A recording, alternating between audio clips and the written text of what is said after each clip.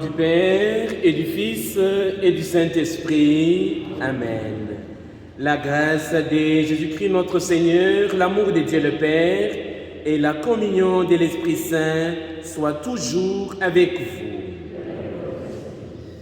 C'est avec une grande joie, pleine de soleil, que je puis commander. Donc j'accueille avec joie vraiment nos autorités communales dans cette église de Spontin. La même joie m'anime aussi pour accueillir tous les paroissiens de nos différents villages. En ce jour, tous ensemble, fêtons la fête nationale. Je dois vous avouer, ce petit mot fête, pour le faire sortir, j'ai un peu de doute. Compte tenu de tout ce que nous sommes en train de vivre, nous venons de vivre dans notre pays. Mais l'espérance est sur notre chemin. La fête nationale, vous la savez mieux que moi, elle est célébrée le 21 juillet depuis une loi du 27 mai 1890. Cette journée commémore le serment du 21 juillet 1831 prêté par le premier roi de Belge, Léopold de Saxe-Cobourg-Gotha, de rester fidèle. Je suis les petits mots fidèle à la Constitution. Le serment du roi marquait aussi le début d'une Belgique indépendante sous le régime d'une monarchie constitutionnelle et parlementaire. Le reste, vous connaissez mieux que moi. Tout au long de cette célébration, je compte mettre en évidence un petit mot très simple mais bien chargé, la paix. La paix. La paix dans nos cœurs, d'abord, dans nos familles, dans nos villages, dans nos pays et dans le monde. Quel chemin? Bien avant donc de demander cette paix, reconnaissons plus d'une fois que nous sommes des pécheurs et demandons pardon. Toi qui viens toujours à notre rencontre, toi qui fais toujours le premier pas, Seigneur Jésus, prends pitié.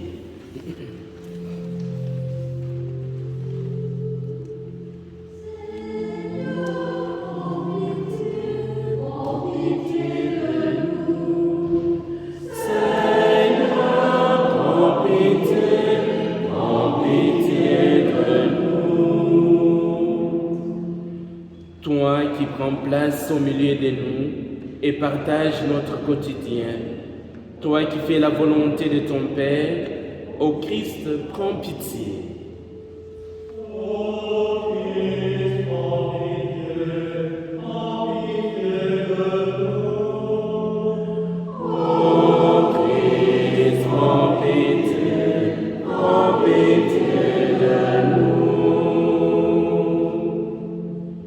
Toi qui accueilles chacun tel qu'il est, toi qui poses sur nous et notre regard, Seigneur Jésus, prends pitié.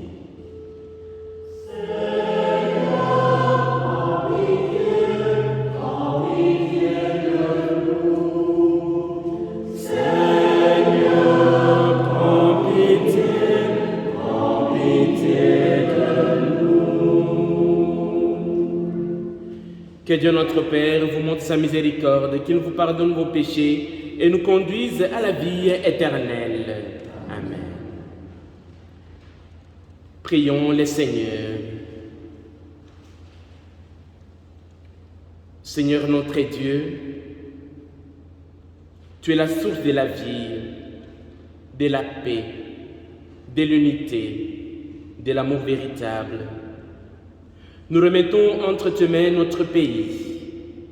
Daigne bénir ses gouvernants, daigne les éclairer par ton esprit, toi qui es notre Maître aujourd'hui et pour les siècles de siècles. Amen.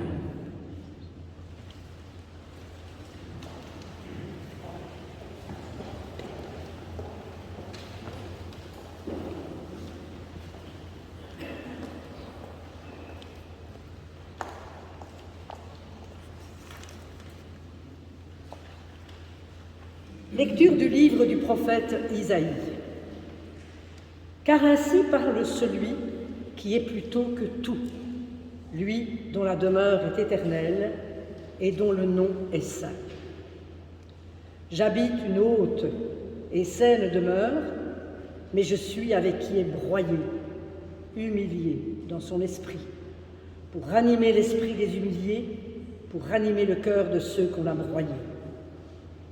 Car je ne serai pas pour toujours en procès, ni sans cesse irrité, sinon devant moi l'esprit défaillerait, ainsi que les êtres à qui j'ai donné le souffle. À cause de ces profits coupables, je me suis irrité contre mon peuple, je l'ai frappé en me détournant, j'étais irrité. Il suivait en renégat le chemin de son cœur. Ces chemins, je les ai vus, mais je le guérirai, je le conduirai, je le comblerai de consolation, lui et les siens qui sont en deuil. Et sur leurs lèvres, je vais créer la louange. Paix, la paix à celui qui est loin et à celui qui est proche, dit le Seigneur. Oui, ce peuple, je le guérirai. Mais les méchants sont comme une mer agitée, qui ne peut se calmer, et dont les eaux agitent la boue et la vase.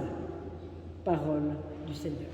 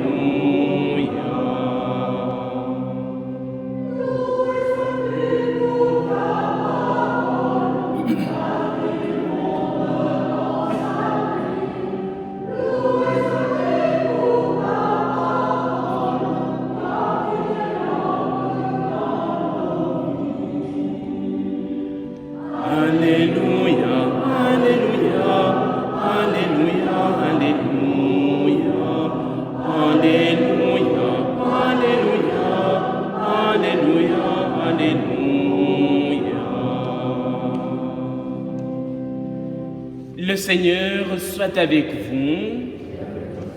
Évangile de Jésus-Christ selon Saint Jean.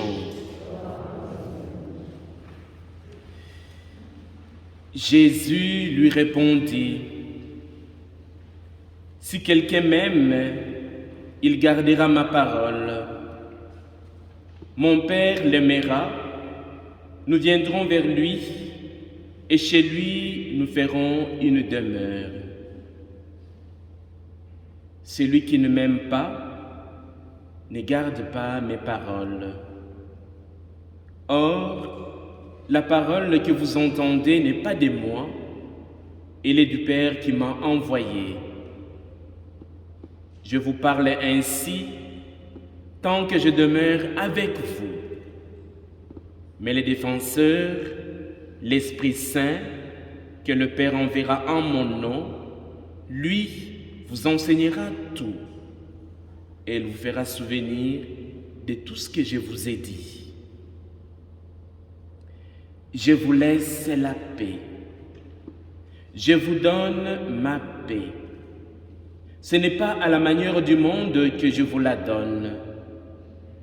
Que votre cœur ne soit pas bouleversé ni effrayé. Vous avez entendu ce que je vous ai dit. Je m'en vais et je reviens vers vous. Si vous m'aimiez, vous serez dans la joie puisque je pars vers le Père, car le Père est plus grand que moi. Je vous ai dit ces choses maintenant avant qu'elles n'arrivent.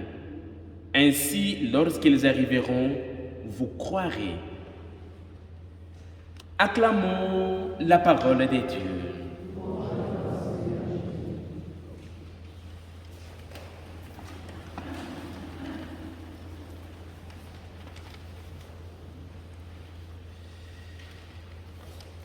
Dimanche passé, in incognito, notre roi parcourit, j'ai envie de dire, la région de Rochefort à la rencontre des sinistrés, échanger avec toutes ces personnes, les écouter, les réconforter. Nous l'avons tous vu à la télévision, du côté des Verviers, c'était la même chose. Mais ce qui m'a beaucoup plus touché dans l'attitude de notre roi et de notre reine, c'est cette proximité avec les sinistrés. Les rencontrer, les écouter, échanger avec ces personnes. Ces attitudes, moi je les appelle attitudes thérapeutiques, parce que ce sont des attitudes qui apportent la paix, qui apaisent. Devant les tempêtes de nos vies, dans les épreuves de nos vies, souvent les paroles sont vides. Il suffit d'une présence qui parle, une présence qui réconforte pour remettre l'autre debout.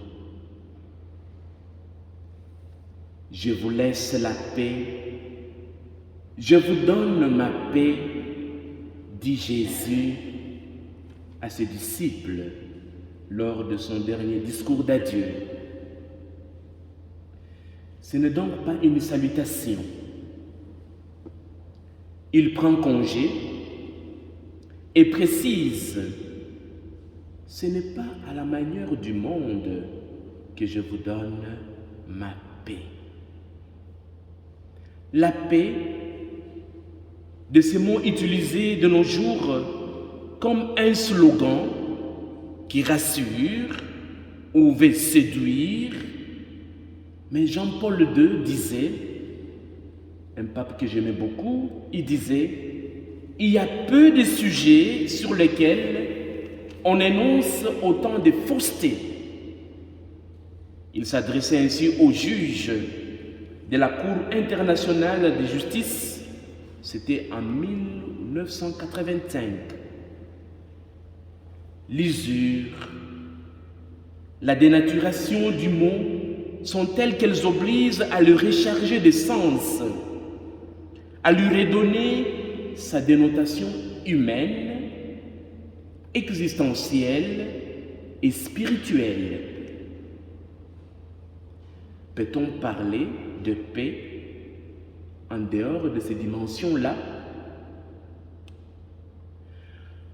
Au temps de Jésus, dire shalom, donc la paix soit avec toi, était une façon d'entrer d'emblée en communauté avec quelqu'un, de l'accueillir comme on fait des notes. C'était beaucoup plus qu'une règle de civilité ou d'urbanité. C'est appeler sur lui la bénédiction divine, car c'est Dieu qui donne la paix.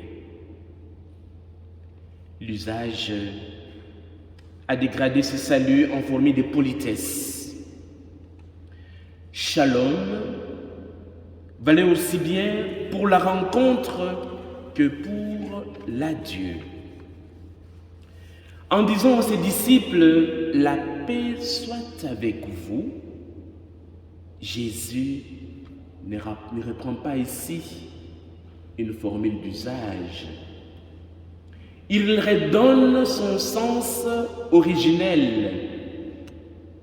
Shalom est la paix des derniers temps. La paix qui transcende les épreuves et les aléas de l'histoire.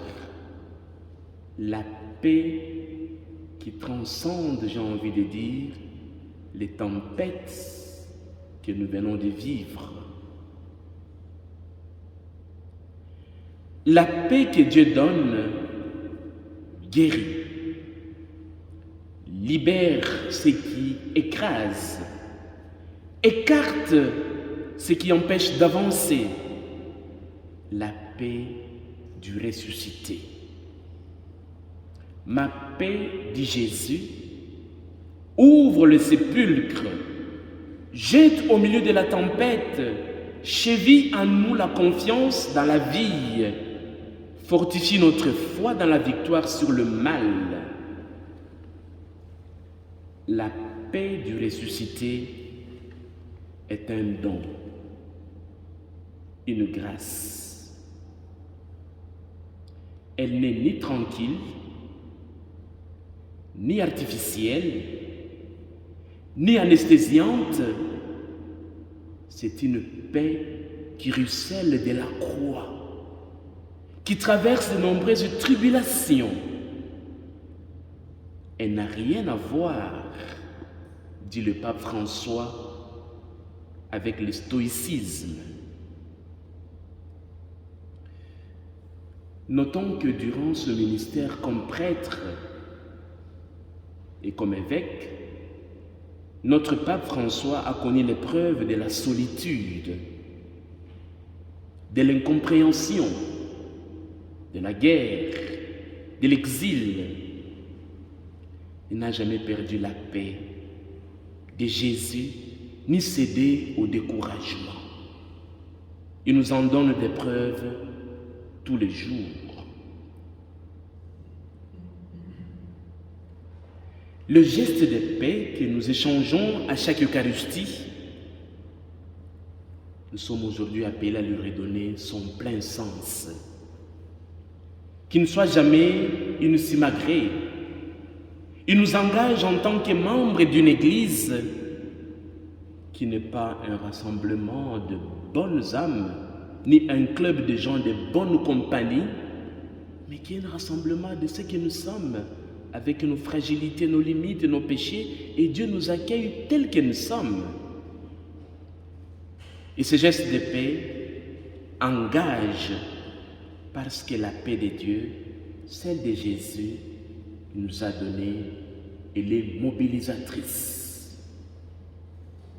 Elle n'isole pas du monde et de ses combats, quand bien même elle ne relève pas de ce monde.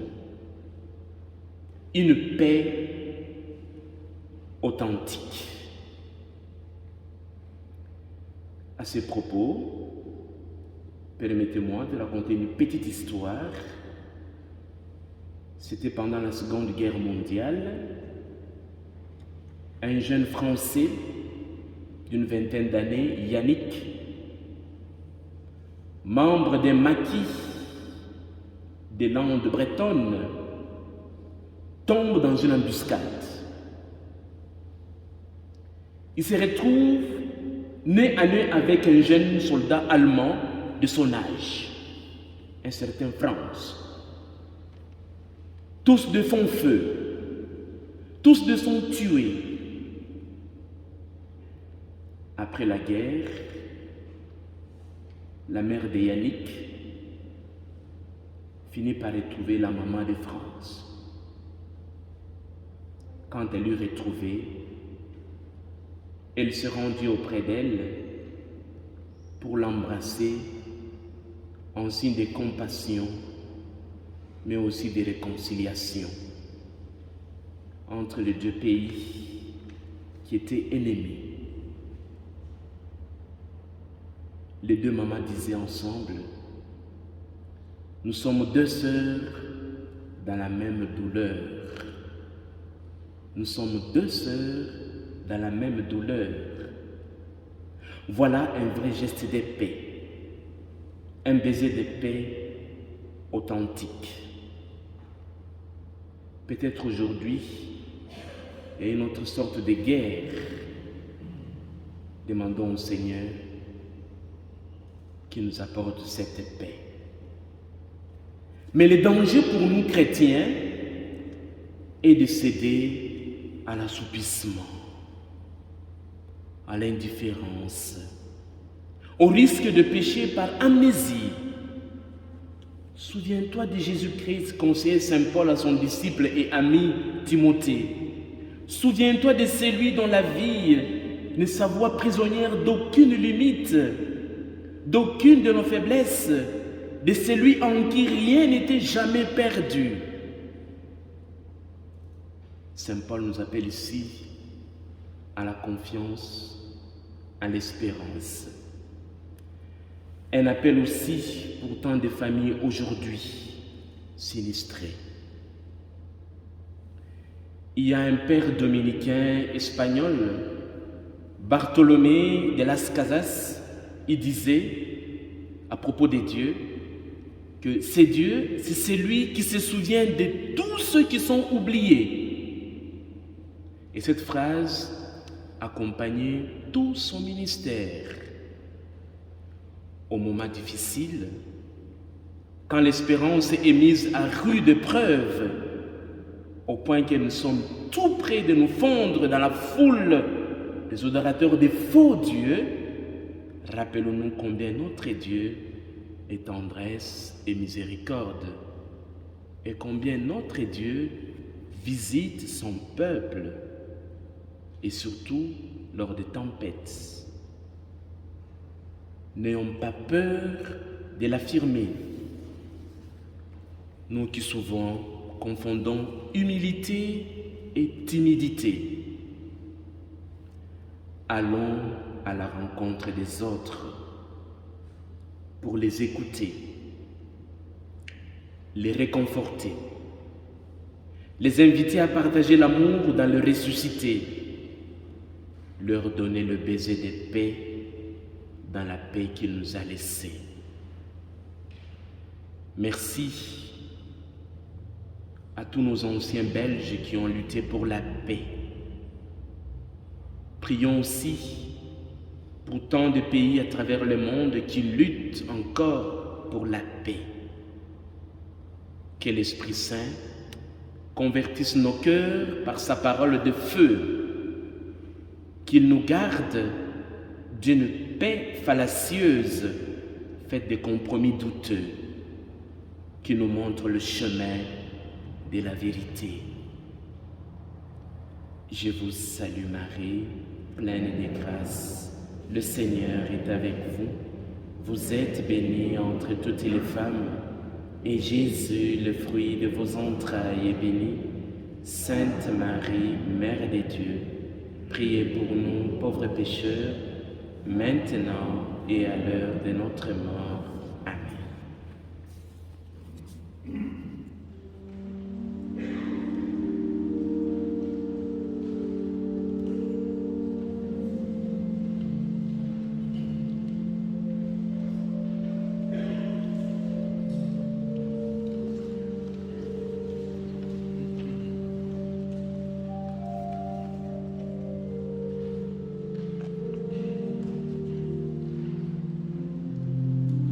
Nous te confions le roi Albert et la reine Paola, le roi Philippe et la reine Mathilde, ainsi que tous ceux qui exercent une responsabilité politique au sein de notre pays qu'ils agissent dans un esprit de sagesse et de vérité au service de tous.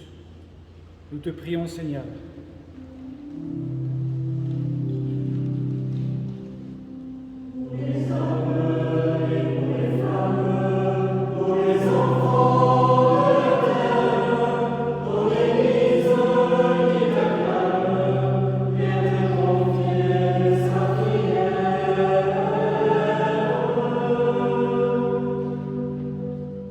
Nous te confions notre pays à la croisée des chemins. Qu'il reste ce pays où il fait beau vivre ensemble. Qu'un réel esprit d'écoute mutuelle et de dialogue soit favorisé entre ses habitants et entre ses communautés, quelle que soit sa langue, sa race et sa religion. Nous te prions, Seigneur.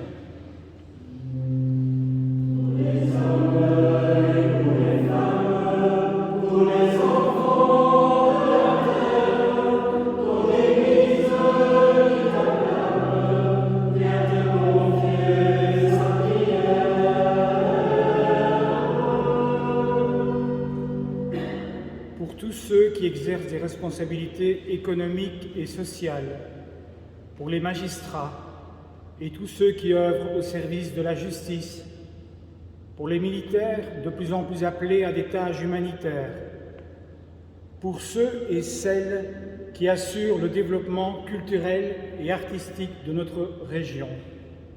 Que leur engagement contribue au bien-être de nos citoyens. Prions le Seigneur.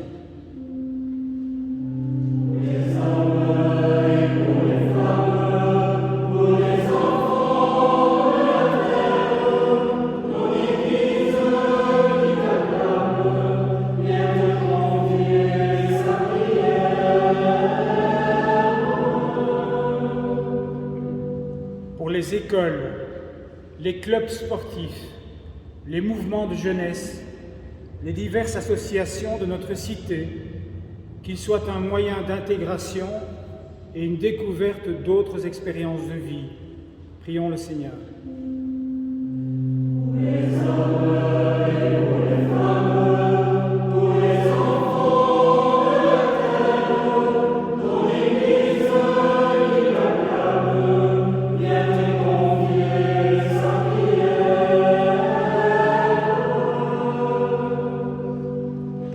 Nous te prions pour chacun d'entre nous, quel qu'il soit, que malgré nos différences, nous puissions mettre nos talents et nos qualités au service des autres. Pour le développement de notre cité, nous te prions, Seigneur.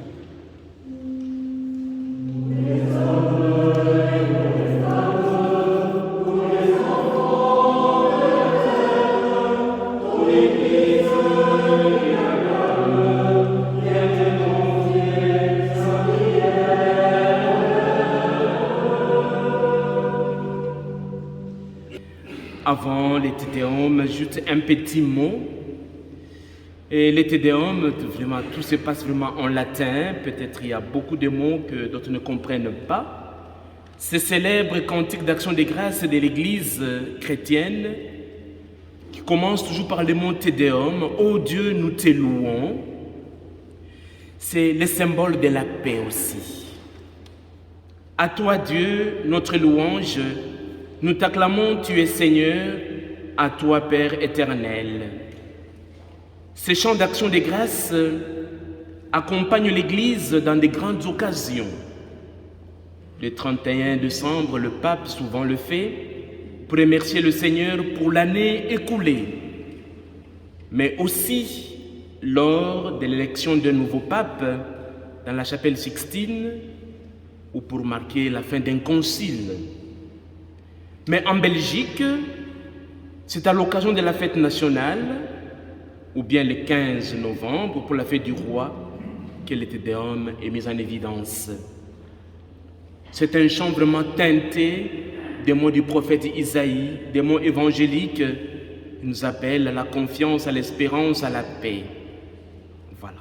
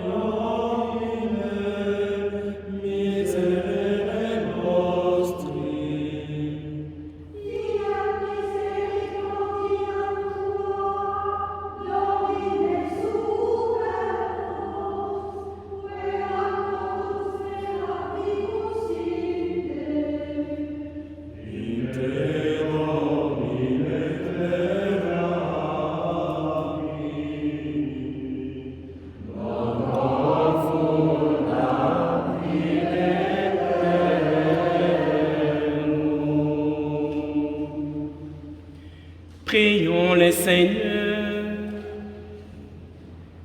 Seigneur notre Dieu, tu es pour nous source de toute bénédiction. Nous remettons notre pays, la Belgique, entre tes mains. Nous te confions la famille royale. Nous te confions toutes nos autorités politiques, civiles et militaires. Que ton esprit les accompagne tout au long de leur mission. Toi qui es notre Maître aujourd'hui et pour les siècles des siècles. Amen.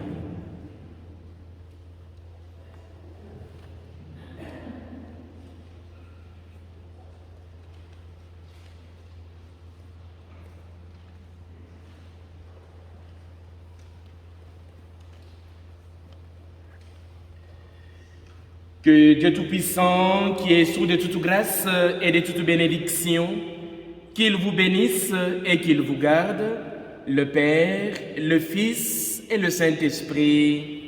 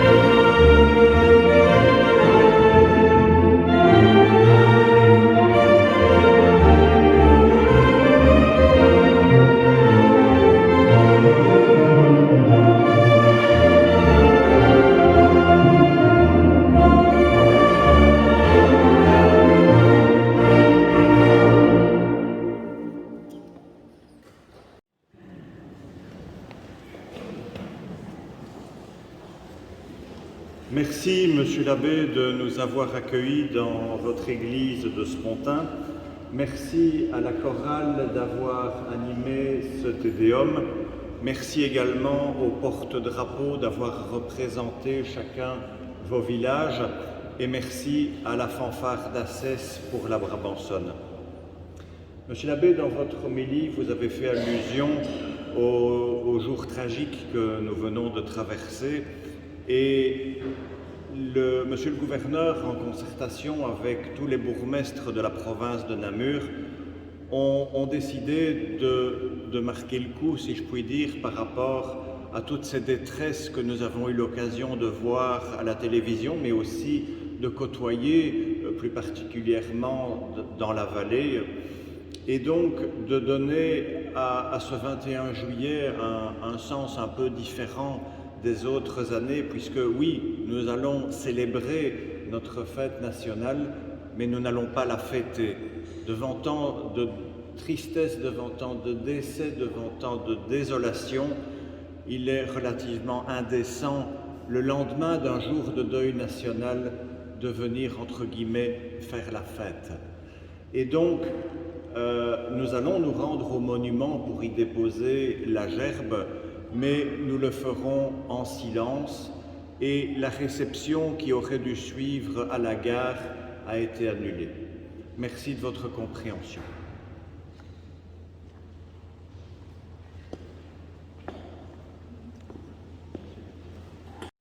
À moi de vous remercier aussi la présence et cette belle célébration. Merci à tout le monde. Allez dans la paix du Christ.